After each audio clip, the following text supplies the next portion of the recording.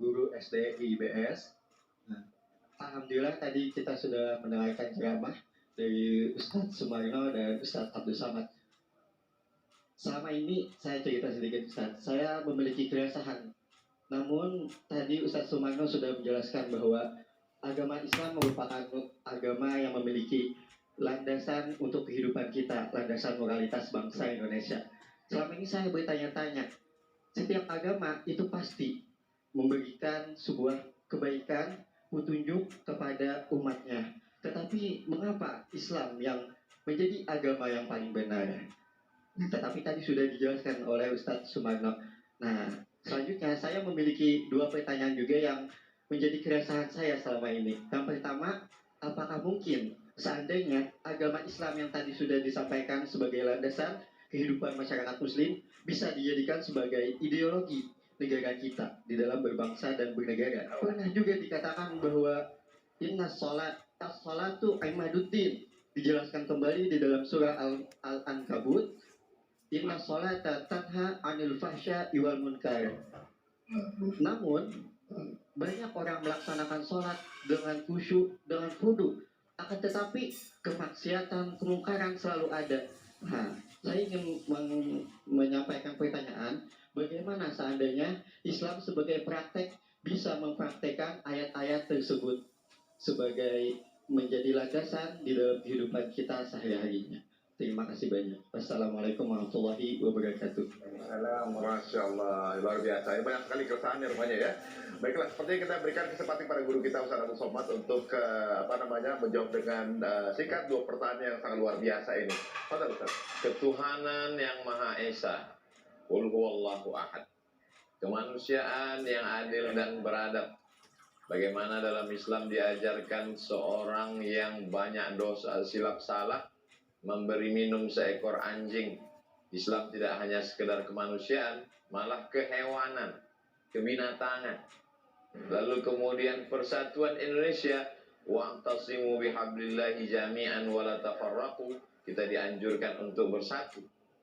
Lalu kemudian sistem musyawarah, wa amruhum syura bainahum. Lalu kemudian bagaimana kita berkeadilan sosial, i'dilu, bersikap adillah, wa aqrabu littaqwa, karena dengan sikap adil itu lebih dekat kepada takwa.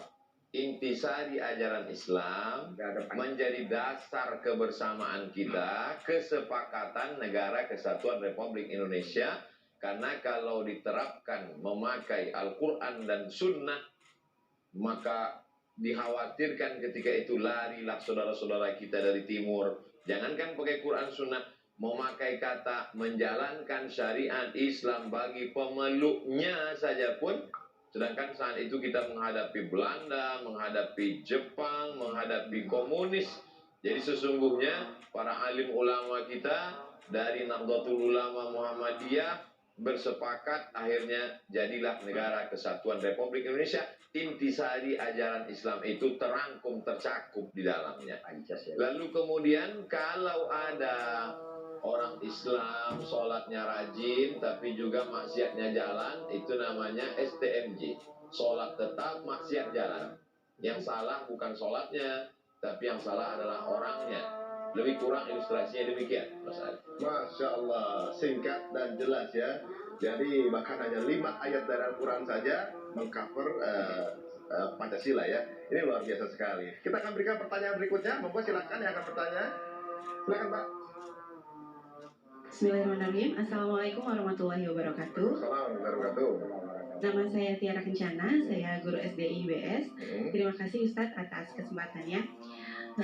Saya ingin bertanya, saya terlahir dari keluarga Islam dan mungkin audiens di sini juga terlahir dari keluarga Islam. Namun fenomena yang ada seringkali kita temukan bahwa orang-orang yang terlahir tidak Islam dan menjadi mu'alaf itu lebih Islami daripada kita yang Islam dari lahir. Bagaimanakah Ustadz kami sebagai orang tua dapat mendidik anak kami supaya lebih Islami akidahnya dan menjadi anak-anak yang Islam secara kafah, secara utuh yang seperti Ustadz tadi sampaikan. Itu saja. Terima kasih. Assalamualaikum warahmatullahi wabarakatuh. Waalaikumsalam warahmatullahi wabarakatuh. Masya Allah ya. Kata silakan dari Kiai Sumarno untuk menjawab ya. Kalau ada perbandingan antara mu'alaf dengan kita lebih bagus mana? Ya jelas lebih bagus kita. Kenapa daripada mu'alaf? Karena kita dengan garis nasab dan keturunan. Kalau mu'alaf memang dia langsung dari Allah Subhanahu wa Ta'ala yang memberikan hidayah.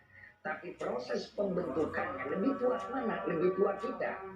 Jadi gak usah kaget ibu ya begitu ya. Yang kedua, sekarang tugas kita apa ada perbedaannya? Ingat, ketika Allah sebutkan dalam Al-Quran, ya ayyuhalladzina amanu taqullaha haqqa tuqatih wa la tamutunna illa wa antum muslimun. Ingat, saya melihat ayat ini sering setiap Jumat menjadi wasiat. Wa la tamutunna illa wa antum muslimun. Jangan kamu mati kecuali kamu dalam keadaan muslim. Ini disebutkan di wasiat dan setiap Jumat. Betapa pentingnya lihat di situ. Ada lam taukid, ada nun taukid. Artinya dua landasan penekanan yang paling amat sangat kuat. Artinya adalah orang Islam yang tidak memahami dan tidak mengenal Islam, tidak meyakini Islam, akan mudah digelincirkan. Orang non-muslim di sana saja, begitu dia pelajari Islam, walaupun dia buat muslim, seperti kayak macam di Inggris, tapi pola pemikirannya udah bersih.